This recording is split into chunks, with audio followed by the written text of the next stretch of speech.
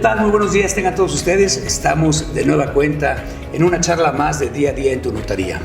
Y hoy nos toca, como le habíamos platicado, vamos a tratar de recorrer varios estados de la República y hoy estamos en la bella ciudad y en el bello estado de Michoacán de Ocampo, aquí en Morelia.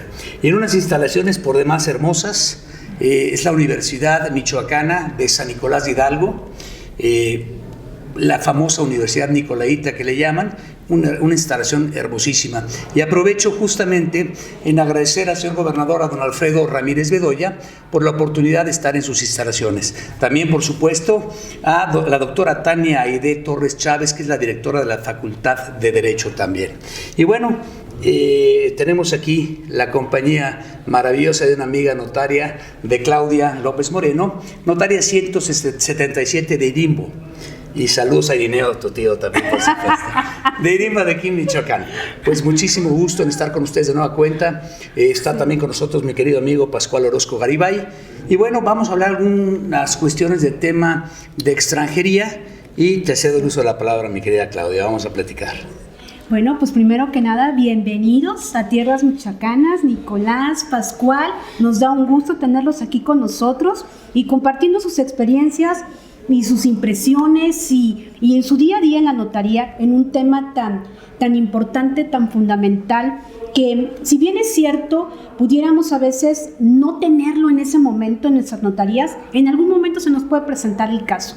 Y bueno, el artículo 6 de la Ley de Migración nos habla de que las personas extranjeras tienen garantizados por el Estado sus derechos y sus libertades, independientemente de su situación migratoria. ¿Cierto, Pascual? Sí, por supuesto. Bueno, primero, muy buenos días. Gracias, mi querida Claudia. Tú eres nuestra anfitriona, aunque yo también soy de Michoacán, entonces tampoco me siento extraño.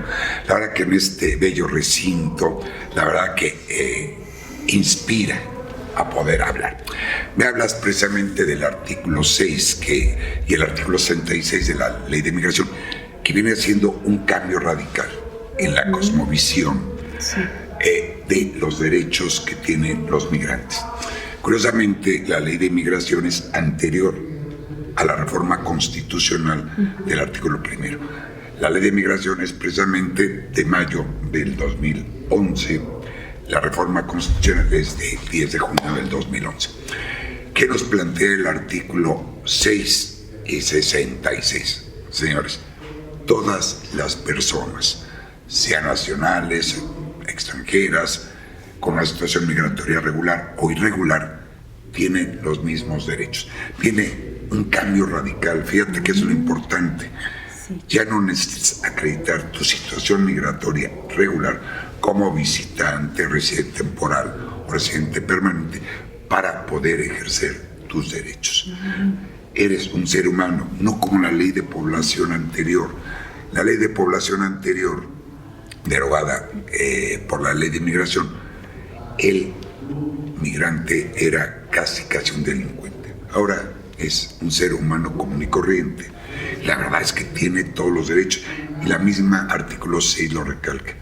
Tiene todos los derechos con independencia de su situación migratoria.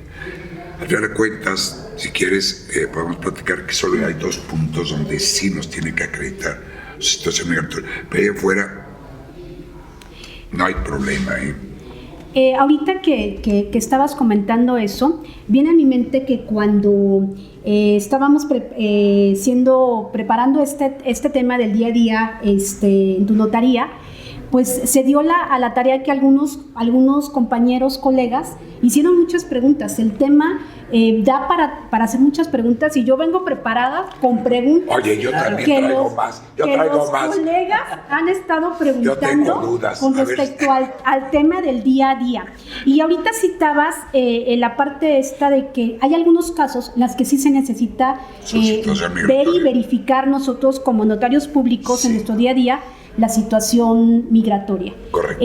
¿Cuáles serían esos casos? O viene, por ejemplo, ahorita a mi mente, si un extranjero viene a nuestra notaría y nos pide un poder o un testamento, ¿tendríamos nosotros que solicitarle su situación migratoria? No, la respuesta es no. Mira, la situación es muy sencilla y se los platico a todo mundo. Miren, solo hay 2 supuestos donde no necesita acreditar su situación migratoria regular: para adquirir inmuebles y para cualquier acto corporativo, para constituir sociedades. Quitando estos 2 rubros, puede hacer testamentos sin acreditarnos su legal estancia. La respuesta sí. Testamentos, certificaciones, fe de hechos, cualquier acto jurídico. Y el no hacerlo, el negarnos, estaríamos violentando sus derechos humanos. Recordemos que los notarios tenemos que respetar la ley. Y la ley de inmigración nos dice: el migrante es un ser humano que tiene estos derechos. Cuando la ley de inmigración quiere limitar esos derechos, no lo dice, que es precisamente el artículo 65 en el tema inmobiliario. Ahí sí nos tiene que acreditar su situación migratoria. Y en materia corporativa, que es el 140 del reglamento, donde dice: sí, para que pueda haber una participación económica en una ciudad, sí se nos debe de acreditar. Quitando esos 2 supuestos, podemos ser lo que sea. No hay ningún problema. Además, ni siquiera nos podemos negar. Si ha habido colegas que me han hecho esta pregunta, me dicen: es que no lo puedo hacer. Es que, a ver, estás obligado a hacer. O sea, no es de que quieras o no. Estás obligado. Si no estás violentando 2 disposiciones muy claras. Claro. Artículos 6 y 66. Por no decir, además, el artículo 1 constitucional. De hecho, venimos de una trayectoria distinta. Antiguamente, cuando llegaban con nosotros a las notarías, en realidad tenemos muchas preocupaciones para acreditar la legal estancia en el país que se hablaba en esa época. Y con esta reforma, efectivamente, querido Pascual, y los derechos humanos, se vuelve contrario, ¿no? Solamente cuando la ley quiere limitarlo es el caso, que lo limita: venta de inmuebles y constitución de sociedades, de personas morales. Fuera de eso, un poder, un testamento, sin ningún problema en el día a día. Sabemos entonces que no es necesario que nos acrediten su condición de estancia. Sí, claro. Oye, puede, digamos, oye, es que llegó, no es visitante ahorita con todas las migraciones. Nos piden hacer un poder para regularizar su situación migratoria. Carajo, por supuesto que lo tenemos que hacer. Claro. No solo es lo debo, ¿no? Por supuesto, es nuestra función. Recuerden que los notarios tenemos también una función social y debemos respetar la ley. La ley no lo dice, lo tenemos que hacer. Yo no entiendo por qué hay colegas que dicen que no. Sobre este particular, Pascual, muy interesante, Claudia, preguntaban, bueno, de las preguntas que nos hacían cuando se enteraron que íbamos a dar esta plática de día a día en tu notaría, en materia de extranjería, nos preguntan, bueno, ¿y este extranjero que llega, cómo se identifica con nosotros si no tiene la obligación de demostrar la condición de estancia en el país? Muy buena pregunta. Pues para mí es muy sencillo, con su pasaporte. Son 2 cosas diferentes. Cualquier persona nacional extranjera se tiene que identificar. Cualquier mexicano llega con su credencial de elector, cédula profesional. Un extranjero con una situación migratoria, ya sea regular o irregular, ¿cómo se identifica? Con el pasaporte. ¿Algún otro documento? No. El pasaporte es un documento oficial. Aquí lo único que tenemos que verificar, como siempre, es la identificación de la persona, claro, no su situación migratoria. La identidad de la persona. Nada más. Y el pasaporte, además, surgía la duda, Claudia, ¿te acuerdas que nos platicaban y nos preguntaban también si había que traducirlo, que apostillarlo? Claro. Para nada. El pasaporte es un documento que oficial. No requiere, es un documento oficial, que sea de otro país, que no requiere de ningún tipo de proceso extra a la exhibición. No hay que traducirlo, no hay que apostillarlo, no hay que hacer nada. Sin ningún problema, y es válido totalmente. Sí, perfecto, con eso lo podemos hacer. Sí, claro. Confirmado, día a día en tu notaría. Algo que podemos resolver estando a la mano, ¿no? Y que a veces nos hacemos ideas contrarias y bueno, muchísimas gracias por esta claridad.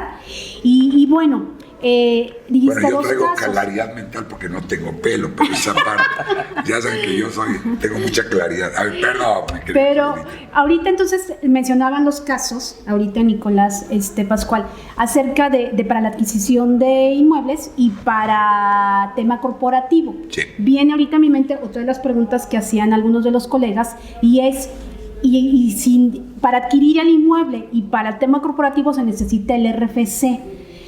Yo recuerdo que en alguna charla, precisamente tuya, en alguna ocasión comentabas del RFC genérico.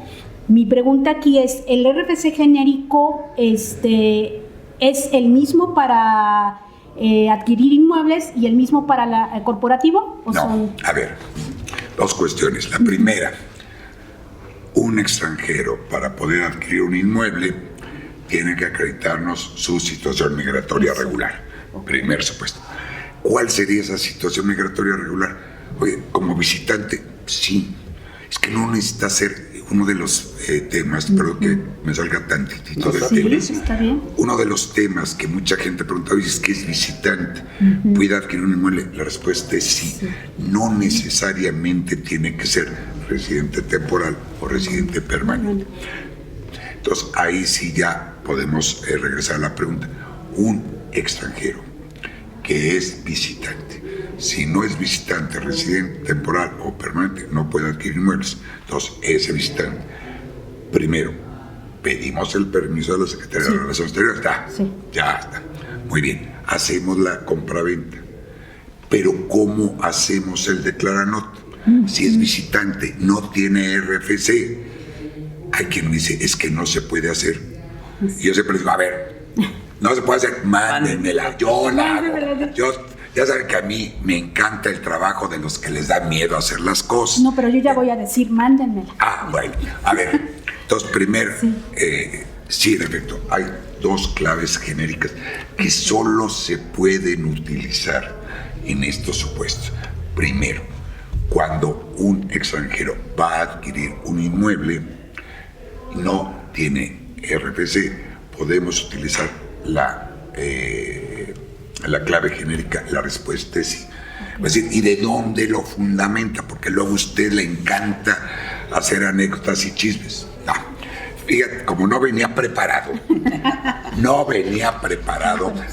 verdad es que lo que pasa es que no, el único que le encanta aprenderse de memoria las reglitas 2.42990 que yo le digo es Toño Manzanero. Pero a ver, yo no soy tan bueno para aprenderme. Pero ahorita, con todo el gusto que no venía preparado. No, de hecho, yo sí la apunto. Pero a ver, pero esto es muy sencillo. Miren, a ver. Cuando una persona quiere, ay Dios mío, es la ventaja de venir preparado. Imagínense si no viniera. Bueno, a ver, aquí lo tengo. Para el caso, digamos, de... que ya la encontré, la primera, de socios o accionistas residentes del extranjero que no tienen registro federal, RFC. Aquí la clave, vean la miscelánea fiscal, la regla es 2.4.3. Y aquí nos dice, ¿y cuál es la clave? Bueno, aquí no la dice, que la clave genérica para el caso de extranjeros que van a participar en una sociedad es EXTF 900101NI1. Okay. No se la agraven, para esta, vean, miscelánea fiscal 2022, regla la regla 2.4.3. Muy bien, esa ya tenemos. Ahora, me decías, es decir, este visitante que no tiene registro federal y va a comprar un inmueble, no tiene registro federal de contribuyentes, ¿cómo damos el declaranot? Aún más ahora, para todo necesitamos el registro federal de contribuyentes. Pero es un visitante, no tiene, ¿qué hacemos? ¿Qué lo damos de alta? Hay gente que lo hace muy sofisticado. No, hay que darlo de alta. Si viene de visitante, no le interesa acá, lo único que quiere es su casita aquí en Morelia para disfrutar de este bello. Imagínense estar aquí. No, güey. Hay quien me ha dicho, es que no se puede hacer escritura, no podemos dar el declaranot. Dije, no, sí se puede. Oye, hay un fundamento, claro. Oye, ¿cuál es la clave genérica? Con mucho gusto. No venía preparado, pero la clave genérica, en el caso de que un extranjero no tenga su registro federal de contribuyentes, está contemplada en la regla 2.7.1.23, punto, como diría mi querido amigo Toño Manzanero, de la miscelánea fiscal del 2022. ¿Cuál es esa clave genérica? Cuando no están inscritos, aquí nos lo da la ley, que es XCX X010101 3 ceros. De todas maneras, no es necesario que se la graben. Lo importante es que vean que sí existe una clave genérica, tanto para extranjeros, para constituir sociedades, como para adquirir inmuebles. O sea, sí hay una respuesta. Son los únicos casos donde se permite utilizar esta clave genérica. Y eso porque la miscelánea no lo faculta, si no, no se podría. Y ahí no hay que dar de alta al extranjero, como muchos piensan, dar de alta en Hacienda ni nada, no es necesario. Aplicamos este registro, sí, claro, para extranjeros, que prevé la regla miscelánea fiscal. Pero aquí me gustaría hacerles también un pequeño comentario.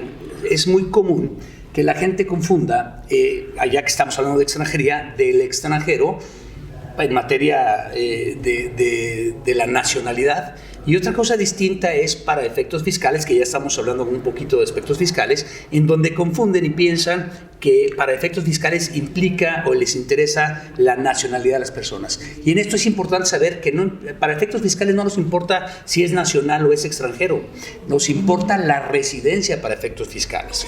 Y en ese sentido puede haber un mexicano, por ejemplo, de nacionalidad mexicana, que no vive en México, que no sea residente, no tributa en México, y entonces es un residente para efectos fiscales del extranjero. Y puede haber un extranjero que esté en México y que sea residente para efectos fiscales, y entonces se le va a dar un tratamiento como si fuera residente, como si fuera mexicano, pero no importa la nacionalidad, sino la residencia para efectos fiscales. Entonces, nada más haciendo esa aclaración, seguimos, Miguel. Mira, nada más, fíjense, es que la palabra, fíjense que el problema es que se habla de residente fiscal, artículo 9 del Código Fiscal, se habla de residente para efectos migratorios, residente, claro, temporal o definitivo o permanente. Entonces, el término residente hay que tener cuidado. Uno es en materia migratoria, como lo dices Nico, y otro para efectos fiscales, aunque se llame de residente. Son dos cosas diferentes. Y nada más quería hacer la aclaración, porque vale, en el día a día nos pasa que a veces hay confusión en los términos. Sí, claro. Muchísimas gracias. Seguimos con las preguntas. Gracias por esa aclaración. Ahorita que estabas mencionando, Pascual, acerca del RFC, de las personas morales, o cuando un extranjero quiere pertenecer a una sociedad, me vino a la mente, un extranjero ¿puede ser parte de una asociación religiosa? Mira, la respuesta es: ¿puede ser parte de una asociación religiosa? La respuesta es sí. Lo que no puede es ser representante de esa asociación religiosa. En efecto, una cosa es, por ejemplo, un extranjero puede ser ministro de Cultura. La respuesta es sí, siempre y cuando acredite su situación migratoria. ¿Puede ser representante? La respuesta es no. ¿Por qué? Porque la Ley de Acciones Religiosas y Culto Público, si no me acuerdo, el artículo 11 y 13, lo limita. O sea, hay que tener cuidado cuando comparezcan con nosotros para otorgar un poder, ¿no?, en favor de un extranjero. Cuidado, ¿no? Sí, en materia de la asociación religiosa, sí, no está permitido que un extranjero sea representante de la asociación. Que es un poquito raro, pero así dice la ley. Sí, exactamente. Y esto viene, recuerdo también otra de las preguntas, por aquí la tengo de uno de los colegas, se refería a que si en una sociedad cooperativa un extranjero podía formar parte del consejo. Fíjate que de administración. es el mismo supuesto.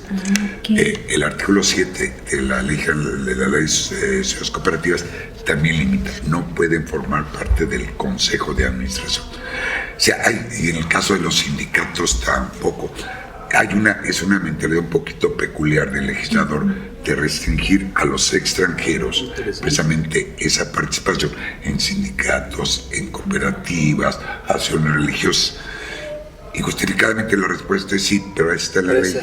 Entonces, y son no materias que no manejamos normalmente tan frecuente, y nos puede llegar un asunto en ese sentido, y es bueno tenerlo en cuenta, ¿no?, en el día a día. Sí, claro, por supuesto. Claro. Sí, claro. Otra pregunta que también nos hacían los colegas en el interior del Estado también es si las personas físicas o morales se les pueden otorgar créditos.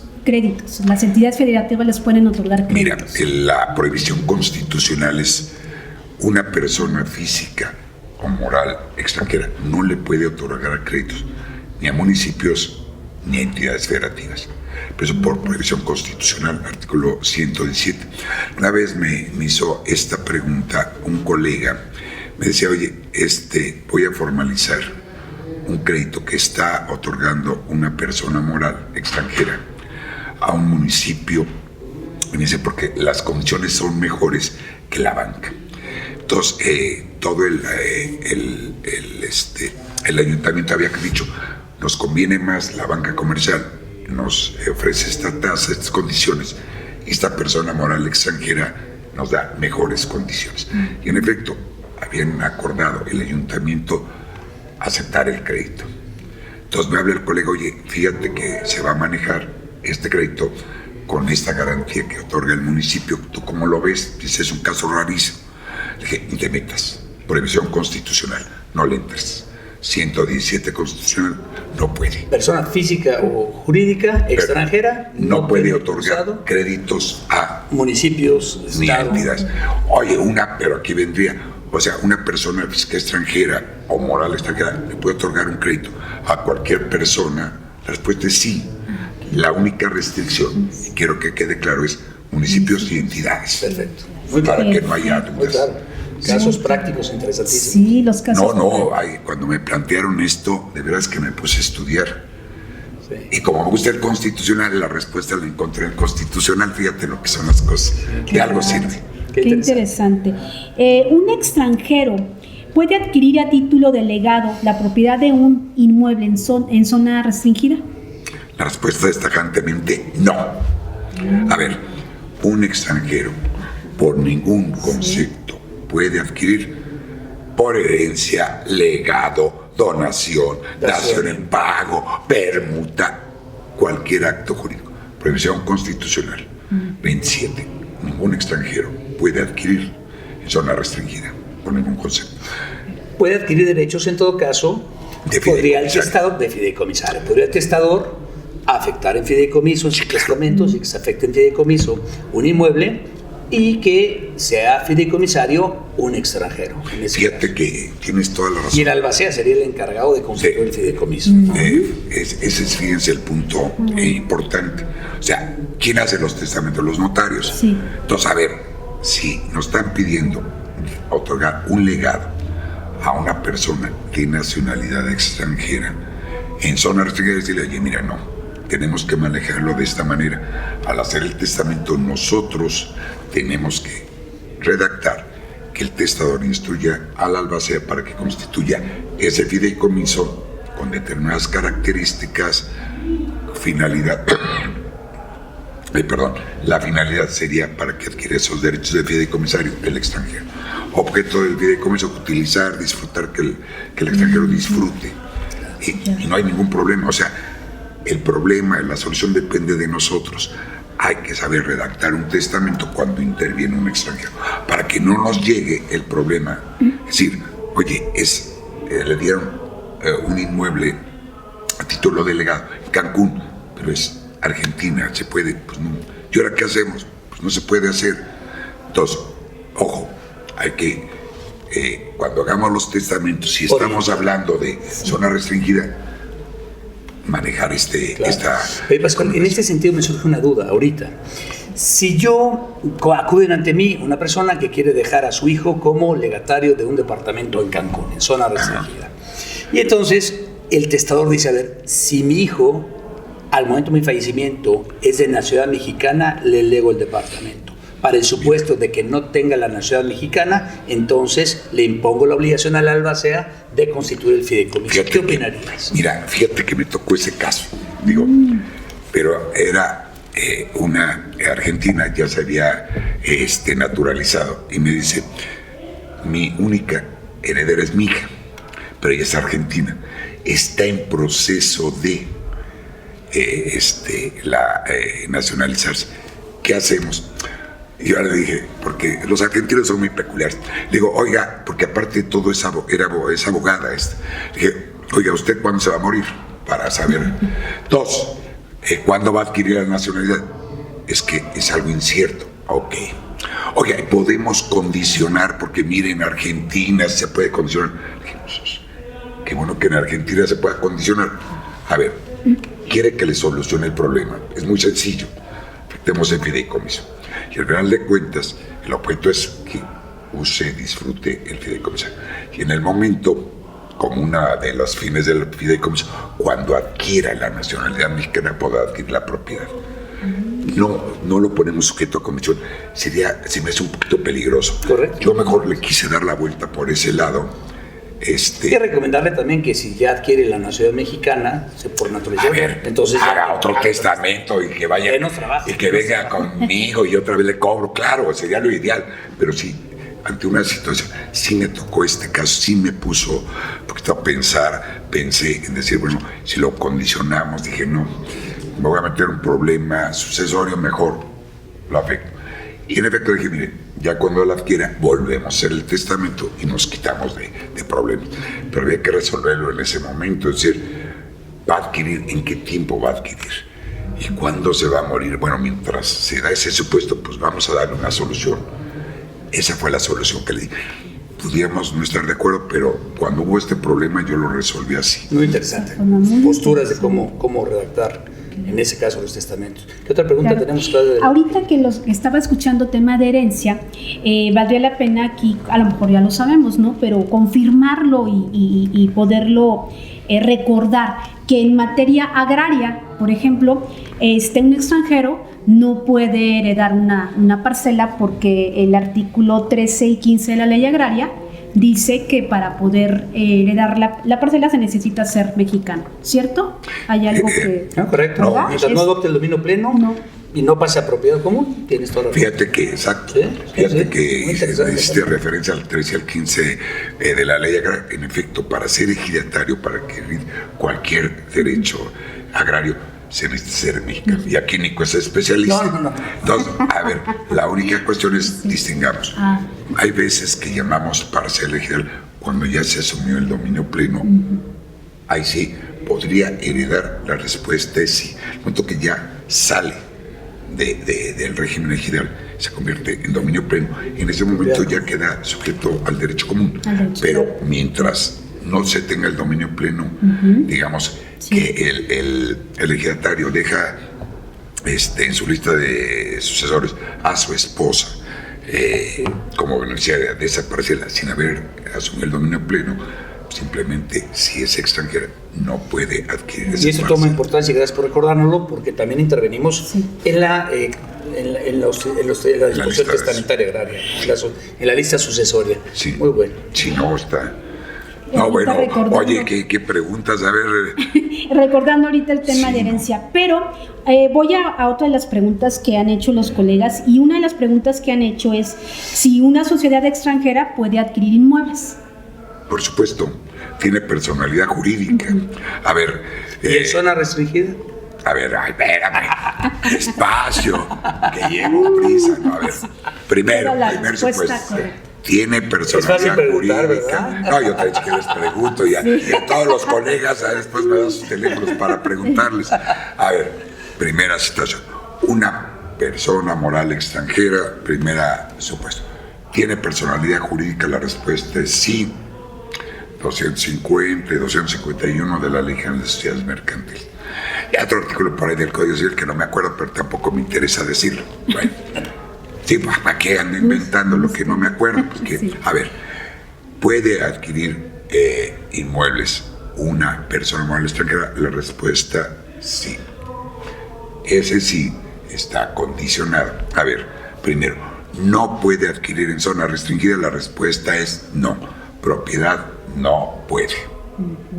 Entonces, una persona física o moral extranjera no puede adquirir la propiedad en zona restringida. Una persona moral extranjera pudiera adquirir derechos de fideicomisario en la zona restringida. La respuesta es sí. Segundo, esta persona jurídica extranjera puede adquirir en cualquier parte de la República. La respuesta es sí. ¿Qué requiere? Permiso de la Secretaría de Relaciones Exteriores. Tercer tema, una persona moral extranjera no puede adquirir derechos ejidales cuando no se ha asumido el dominio pleno. Entonces, ojo, derechos ejidales no puede. Y el otro tema es que tampoco puede adquirir todo este tipo de tierras destinadas a actividades agrícolas, ganaderas, forestales, porque tiene un límite, solo puede adquirir máximo el 49%. Entonces, un terreno como tal no lo puede adquirir únicamente, tendría que constituirse otra sociedad que adquirir ese inmueble. O sea, la ley de inversión extranjera, precisamente el artículo 7, nos limita que una persona moral extranjera que va a adquirir un inmueble con fines agrícolas, ganaderos o forestales no puede adquirir la plena propiedad, solo puede participar en el 49%. Y eso lo mismo lo dice la ley agraria, si no me recuerdo es el 130 de la ley agraria, pero sí, no puede adquirir. O sea, vamos a pensar, quiere venir una sociedad extranjera, quiere comprar la huerta de Alfredo Palomares, al que le mando un saludo, en Tacámbaro, tiene la huertita, y llega una sociedad extranjera y le dice, señor notario, quiero comprarle su huerta. ¿Qué es de acá? Miren, tengo desde frutos rojos, aguacates, de todo, blueberries, muy bien. Oiga, es una actividad agrícola. ¿Podría comprarle esa sociedad extranjera a mi querido amigo Alfredo Palomares? La respuesta es no. Tiene un tope de inversión extranjera hasta el 49%, que lo vuelve a ratificar la ley agraria, se me recuerda, en el 130, entonces no podría. Pascual, ya nos comentaste acerca de las sociedades extranjeras, pero ahora viene a nuestra mente otras de las preguntas que han hecho los amigos notarios y amigas notarias, y recuerdo una, que es, ¿se puede constituir una sociedad mexicana con extranjeros? Y como notarios públicos, ¿cuáles serían las obligaciones que tenemos que tener en cuenta? Bueno, primera pregunta, ¿se puede constituir una sociedad mexicana con el 100% de capital extranjero? La respuesta es sí, la da el artículo 8 de la Ley de Nacionalidad. Basta con que se constituya de acuerdo a las leyes del país y establezca su domicilio. Puede venir una sociedad española, instala aquí, capital 100% español, y se va a dedicar a comercializar bacalao. Está bien, no tiene ningún problema. Viene con nosotros y dice, oye, ¿qué tenemos que hacer? Siempre cuando interviene extranjeros, tenemos que poner primero en los estatus sociales la cláusula de admisión de extranjeros, primero. Si al poner la cláusula de admisión de extranjeros, necesariamente, que es una obligación que se nos olvida, dar aviso a la Secretaría de Relaciones Exteriores. Entonces, primera obligación, así, constituye la sociedad, se puede, por supuesto. Primera obligación, dar aviso a la Secretaría de Relaciones Exteriores de que estamos manejando en los estatutos sociales la cláusula de admisión. Segunda obligación, y esta también a muchos se nos llega a olvidar, cuando hay intervención o participación económica, inversión extranjera, tenemos que dar aviso al Registro Nacional de Inversiones Extranjeras. Oye, pero es que el extranjero es el que tiene que inscribirse. Sí, distingamos. Yo, notario, lo que tengo que hacer es dar aviso de que hay un extranjero que está teniendo una participación. Artículo 34 de la Ley de Inversión Extranjera. ¿Qué sucede si no doy el aviso? Me hago acreedor a una serie de multas. 38 de la Ley de Inversión Extranjera. Entonces, cuidado, distingamos. Luego muchas veces se confunde, y lo mismo me han hecho en el tema, nada más, perdón, que enlace esto. Por ejemplo, en el tema de los fideicomisos inmobiliarios, dice, ¿de quién es la obligación de inscribir el fideicomiso? No, es que la obligación es de la fiduciaria. Sí, los notarios, cuando constituimos una sociedad o un fideicomiso donde intervienen extranjeros, tenemos que dar aviso. Plazo, 10 días. Entonces son dos cosas diferentes que luego a veces se confunden. Cuando haya extranjeros, yo lo que hago siempre, cuando participa un extranjero, llega un extranjero a la oficina, además de que pongo el taxímetro de dólares y en euros, lo que hago es, a ver, foco rojo. Entonces, primero foco rojo, aviso de relaciones exteriores. 2, aviso de inversión extranjera. Tercero, advertirles, recomendarles, sugerirles que se tienen que dar de alta, bueno, más bien inscribir esa participación accionaria en el Registro Nacional de Inversión Extranjera. Pero que conste, decir, en los términos del artículo 34 se le advirtió a los extranjeros que deben de inscribirse en el Registro Nacional de Inversiones Extranjeras. Porque luego nos dicen los clientes que solo son nuestros peores enemigos. ¿Y por qué no me dijo? Nunca me dijo. ¿Cómo es posible? Ya me llegó la multa. Aquí dice en la escritura que le advertí. Claro. Entonces hay que hacer. Y también recordarles que cualquier cambio a su estructura accionaria lo tienen que publicar en el portal de Economía. Entonces, nada más tener muy preciso esas 4 mínimas obligaciones. Aviso a relaciones exteriores, aviso a inversiones extranjeras, aviso. No registramos, aviso. Sugerirles que se inscriban. Esto no sale de inversión extranjera. Sugerirles que cuando haya, además de que se tiene que dar alta registro federal de contribuyentes, pero eso, si no, no les dan su registro federal de contribuyentes. Simplemente recordarles que si hay algún cambio accionario, publicarlo en el portal de Economía. Qué interesante. Me quedo con la parte que dice foco rojo extranjero sociedad. Sí. Tener en cuenta esos avisos. Pero aparte, ¿verdad? es muy sencillo. O sea, bueno, un poquito más latoso el de relaciones exteriores, porque luego el tema no. Pero en el de inversión extranjera es un corrito. La verdad es que es muy sencillo. 10 días, no se esperen. Yo no digo, cuando termino de firmar la escritura ya estoy pidiendo claro. El aviso, eso. Claro, yo soy muy acelerado. Ya saben mi gente que soy acelerado, entonces ya saben que. Pero miren, en el momento, después se nos va un poquito la mente en 20 cosas. De repente, es que tengo que ir a Morelia y se me olvidó esto. Mejor, en el momento. Pero son obligaciones muy sencillas, dar avisos. Interesante. Muy interesante. En tema de avisos. Más que de avisos, a mí me gustaría hablar también de permisos. Que es aviso, permiso, es aviso, no es permiso. Cuando una persona va a adquirir un inmueble, un extranjero, ya sea persona física o persona jurídica, va a adquirir un inmueble en México, fuera de la zona restringida, ya sabemos, se requiere un permiso para adquirir el inmueble. Aunque dice que es un aviso, es un permiso en realidad. ¿Qué pasa si no se obtiene, mi querido Pascual? Es nulo. Fíjate que les platico una anécdota. Esto me tocó, no crean que me traen un título de propiedad donde había adquirido un español. Y a mí, como el tema de extranjería me encanta, yo de chismoso empiezo a ver la escritura, y a ver el permiso, y empiezo a ver las hojas y no aparecía el permiso. Dije, no, yo creo que me trajeron incompleto. ¿Y la escritura de antecedente? Sí, mi antecedente de propiedad, yo iba a hacer la escritura. El español compró y ahorita iba a vender. Mi cliente era el mexicano. Pero yo dije, por chismoso, nunca normalmente, ya estaba inscrita, ya se habían pagado impuestos, todo bien. Claro. Parecía una escritura perfecta. Pero no contaban con mi astucia, que me gusta el chisme de extranjería. Y empiezo a verla. Sorpresa, no aparece. Dije, no, le voy a hablar al colega, yo creo que me mandaron el testimonio incompleto, debe estar anexado. Pues, ¿qué creen? Que no se obtuvo. Nunca se dio. Entonces, a los días después me lo manda el colega, el permiso.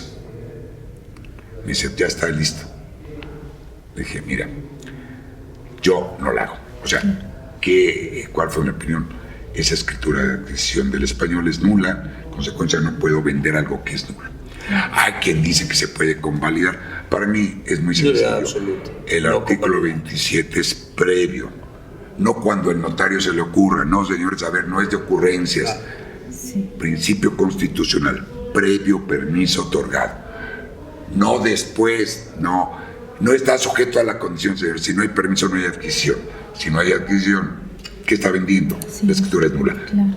Me tocó el caso, me negué a hacerla y la repetí con él. ¿Y no sería convalidable, estamos de acuerdo? Para mí es nulo de pleno derecho. Tendría que volverse a hacer la operación. Tendría que volverse, claro.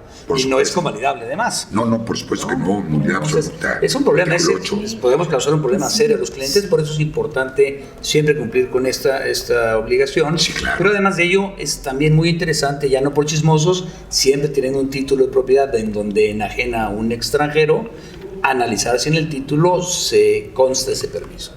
Para no caer en una responsabilidad también. Mira, cuando intervenga un extranjero, enajenante, adquirente, nada más poquito rojo, nada más para que lo tengan en cuenta, sí, claro. Muy importante. Oye, Pascual, Caso concreto, doble nacionalidad. Una persona que tiene doble nacionalidad. Sí. ¿Tiene que pedir permiso? ¿No tiene que pedirlo? Tiene doble nacionalidad, la mexicana obviamente y alguna otra. Fíjate que es un tema que con mucha frecuencia me lo preguntan. A ver, un mexicano con doble nacionalidad o con múltiple nacionalidad puede adquirir en cualquier parte de la República. La respuesta es sí, es mexicano. Bueno, les iba a comentar una anécdota, pero no, ya es demasiado chisme el día de hoy. No, voy a ser muy concreto. No se requiere, es mexicano aunque tenga múltiple nacionalidad.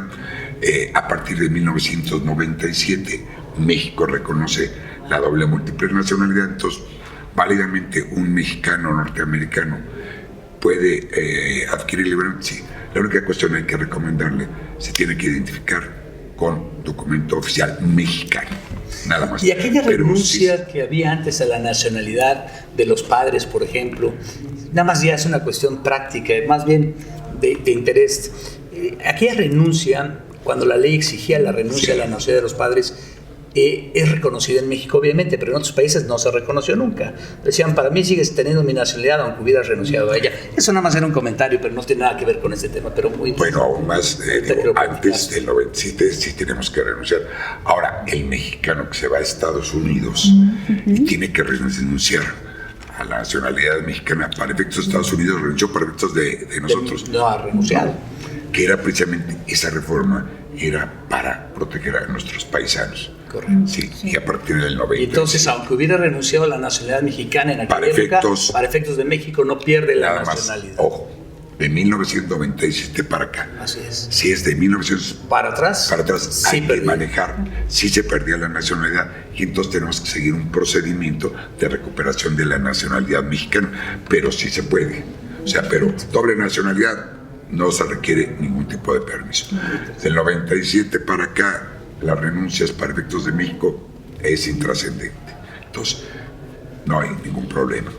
Eso me vino otra pregunta que también los amigos notarios en alguna ocasión. Tus amigos son muy preguntones, ¿verdad? No, Dios mío, es no. Es que el tema, cuando estábamos con la planeación de lo del día a día en tu notaría y el tema casos prácticos de extranjería, pues sí se dejaron venir algunas preguntas.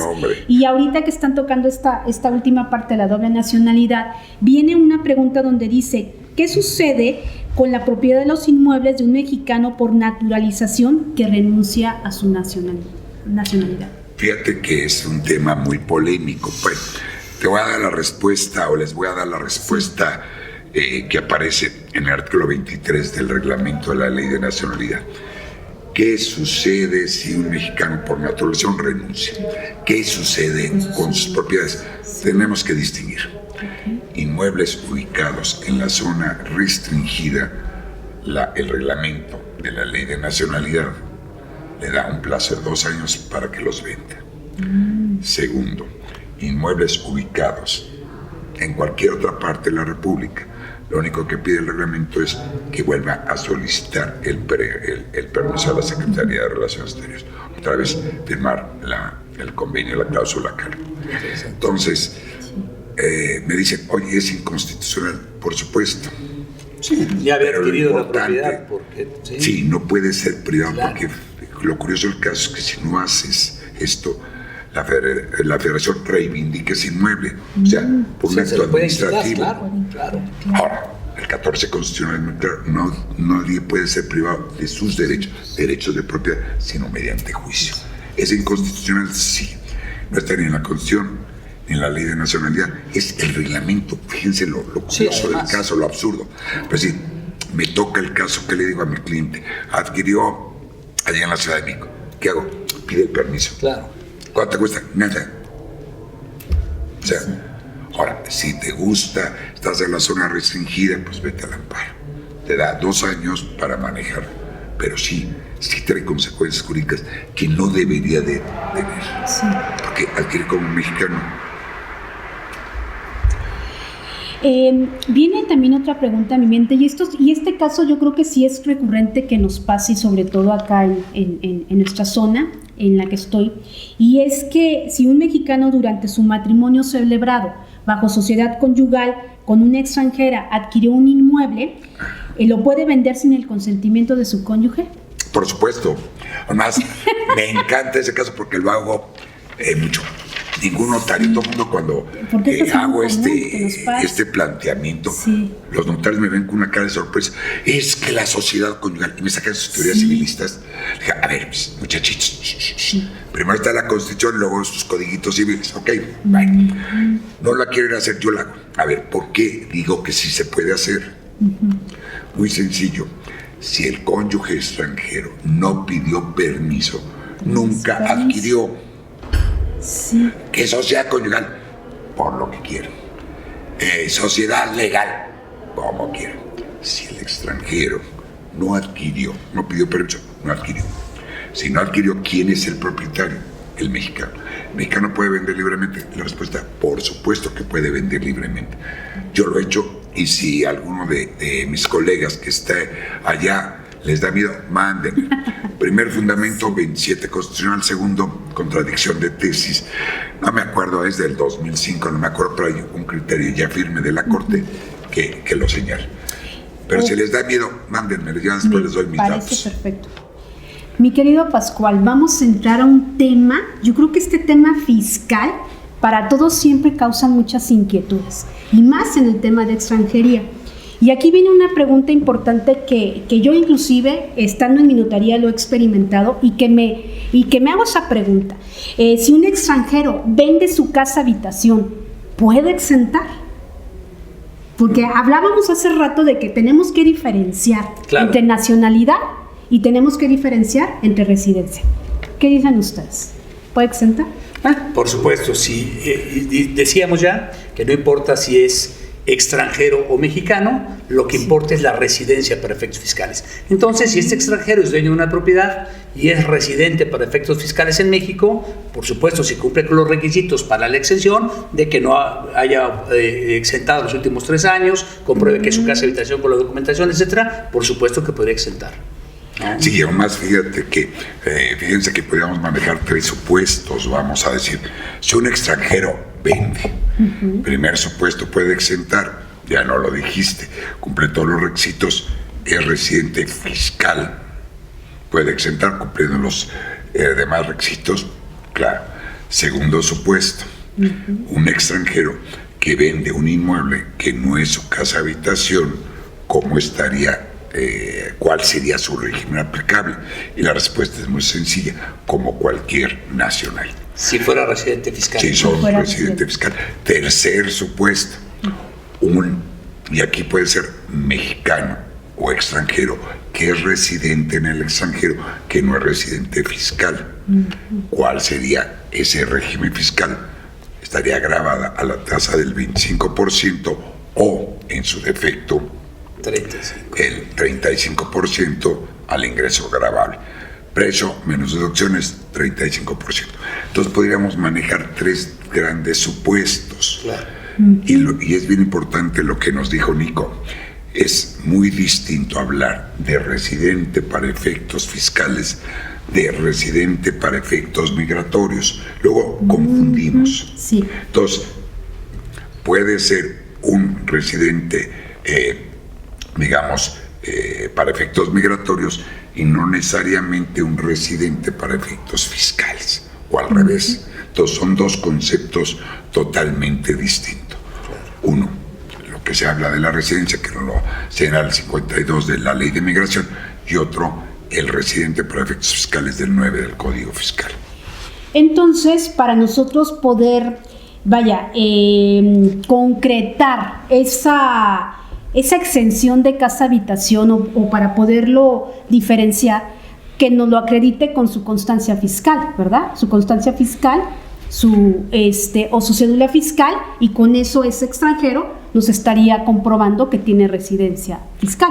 Sería ¿verdad? El primer requisito. Es como primer requisito, eso sería de entrada. Fíjate que el único, requisito adicional que le pediríamos es que nos señale un domicilio diferente al del inmueble que está enajenando. Al final de cuentas son los mismos requisitos que un nacional quiera solicitar la exención como un extranjero residente.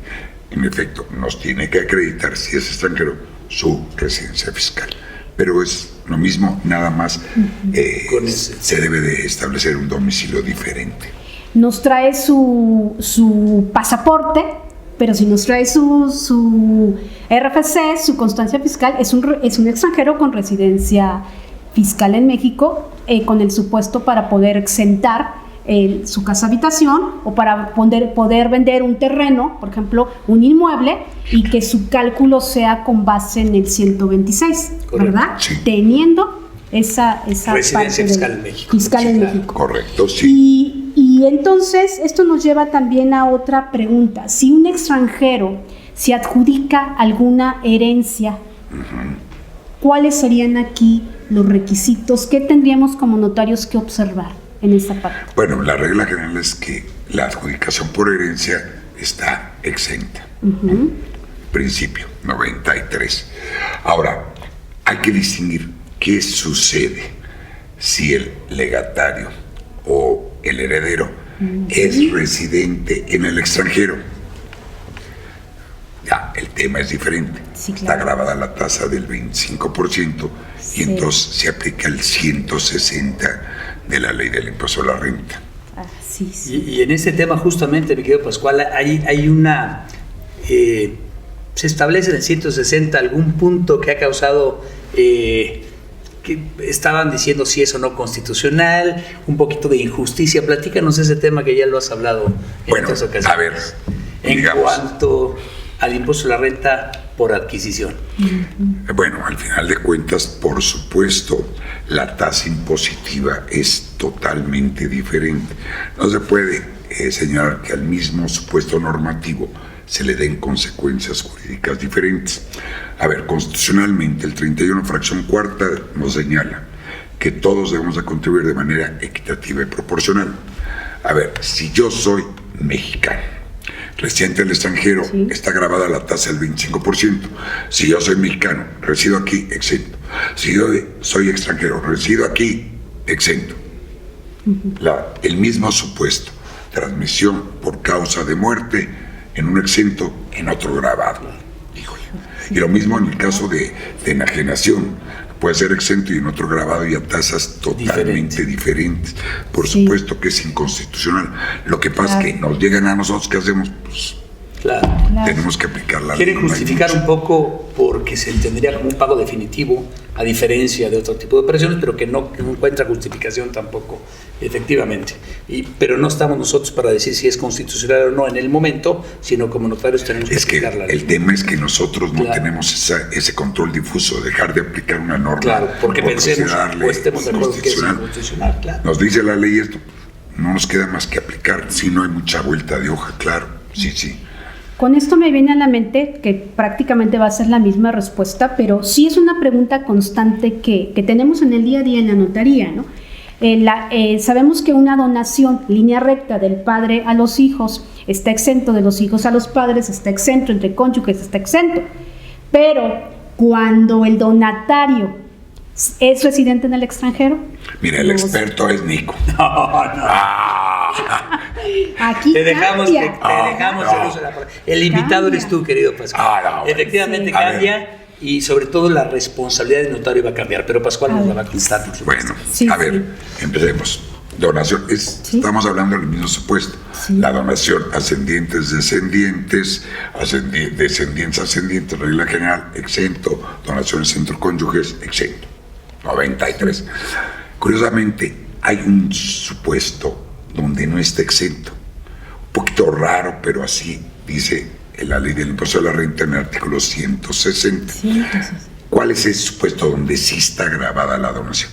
Si el donatario es el padre y el padre es residente en el extranjero. Ahí sí está grabado. Que claro, yo digo, a ver, que mi hijo me va a regalar. No, eso es más hipotético que nada. Pero vamos, en la academia nos gusta inventar. Sí, curiosamente, si yo le regalo a mi hijo, aunque mi hijo sea residente extranjero, está exento. Sí, claro. Pero a la inversa. Pero a la inversa no. Quieren que no me regale mi hijo. Ese es el problema. Ahí se estaría grabado. Ahí estaría grabado. Sí, es residente del extranjero, por supuesto. Sí. Claro. Muy interesante. Sí, muy interesante. Y bueno, al inicio de esta plática de los casos prácticos en materia notarial, actividad notarial, en materia de extranjería, les decía al inicio que cuando supieron acerca de este tema, pues nos hicieron llegar algunas preguntas los notarios y las notarias, y una que causaba un poquito de inquietud es la del artículo 160 del tercer párrafo del 160 acerca de ese 10% que, aunque bueno, no aplica directo a nosotros, pero ¿cuál es la opinión? Yo no sé por qué luego la gente se asusta por asustarse. A ver, ¿a quién es aplicable esa la reforma del 160? Dice, el enajenante será el obligado cuando hay a cubrir ese impuesto, cuando hay una diferencia entre el precio y el avalúo, pero a posteriori. O sea, vamos para que sea claro. Yo hago una escritura, hago el avalúo, todo muy bien, el precio coincide, no hay más de un 10%, no hay problema. Pero hizo un añadido muy peculiar el legislador. Dice, el día de mañana la autoridad, ya después de que firmamos la escritura, ya pasó, podrá llevar a cabo. Podrá exactamente realizar un avalúo, y si encuentra más de un 10%, ¿a quién le va a cobrar? Al enajenante. Pero no es problema nuestro. Claro, es muy injusto y tendremos que advertirle al pobre enajenante que se puede dar ese supuesto. Claro. Pero sí. Ahí lo interesante es, si ante nosotros se lleva a cabo una operación de compraventa, el precio de operación y el avalúo son iguales, es decir, no excede el valor de avalúo de un 10% del valor de la contraprestación, no causa impuesto sobre renta protección, obviamente, y no sucede nada. Sin embargo, en este supuesto en particular, esa añadidura que le hicieron al 160 establece que si después de ello la autoridad practica un avalúo y resulta ser que sea una diferencia, entonces, a diferencia de otros supuestos que el comprador es el adquirente, es el al que se le grabaría, en este supuesto, no obstante ellos se van contra el enajenante, que es el que tienen a la mano. Y el adquirente, persona residente fiscal en otro país, no en México, no es el responsable solidario de un impuesto que él mismo está generando, ¿no? Pero como bien dices, Pascual y Claudia, pues, efectivamente el notario ahí no tiene responsabilidad. No tenemos. Si ante nosotros se hace la operación y no hay ese excedente, no pasaría nada. Y aún en el supuesto que posteriormente la autoridad practique un avalúo y si exceda, no seremos tampoco responsables nosotros. Claro. Eso nos da tranquilidad. Claro. Eso nos da tranquilidad. Sí. Así es. Pues ha sido de verdad, yo cada día que tengo la oportunidad de estar ante dos grandes expertos, de verdad se aprende muchísimo. Hoy no vinieron los expertos. Hoy no vinieron. Se aprende sí, es muchísimo. el programa, en medio de nosotros. Bueno, tú sí, no. Pero no, es en otro programa. No, no vinieron hoy. Se aprende muchísimo. Pudiéramos cerrar con alguna frase, con algún consejo, con alguna recomendación como cierre de esta plática en el día a día. Pues antes que nada te agradecemos muchísimo toda la atención que siempre has tenido, mi querida Claudia. Saludos al tío, insisto, es un chiste local. ¿Irímbaro de dónde era? Irineo. De Irineo. El tío Irineo, chiste local. Bueno, yo quisiera, antes de cerrar con las recomendaciones de Pascual, que ya dijimos, foco rojo si es residente en el extranjero, si es extranjero, fuera ya del aspecto fiscal, si es extranjero, focos rojos, y tener cuidado en detalles que ya vimos los requisitos que debemos de cumplir, cuándo sí puede un extranjero o no ser representante en cierto tipo de sociedades, en cuestión agraria, etcétera. O sea, no repetimos ya todo lo que dijimos, sino que foco rojo con la cuestión de extranjeros. Y sobre todo, también tener en mente la diferencia de la legislación actual, en la que ya el extranjero tiene que acreditar únicamente su condición de estancia en el país, en los casos nada más de enajenación, que tenga que ver con enajenación, adquisición de inmuebles y en cuestiones ya societarias.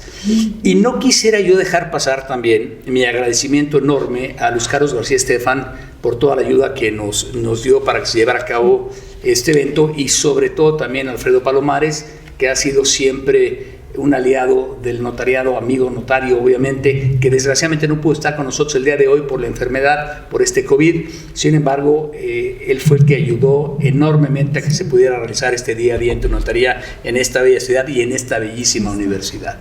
Pues Pascual, no sé, Claudia, quisieras tú cerrar con algo Yo particular. solamente agradecerles, son bienvenidos. Saben que en Michoacán, los michoacanos y los notarios michoacanos les tenemos un cariño muy especial. Igualmente. Entonces, muchas gracias por estar aquí con nosotros y estar en esta Facultad de Derecho, pues con mayor razón estas instalaciones. Y pues, Hombre, al contrario, mil gracias, Claudia. Gracias. La verdad es que ha sido un día a día muy enriquecedor. Evidentemente, claro, yo también quisiera agradecerte a ti, a mí, con la invitación, obviamente a Luis Carlos García, a mi querido Alfredo Palomares, Sí. que de alguna manera fueron los artífices Así es. de la organización aquí en esta bella universidad Nicolaita. La verdad, muchísimas gracias. pues, Bueno, pues nos muchas vemos gracias. pronto en otra entidad de la República con otro día a día en tu notaría. Muchísimas gracias por su atención. Gracias. Gracias, querida Claudia. Gracias. Pascual, mi agradecimiento siempre.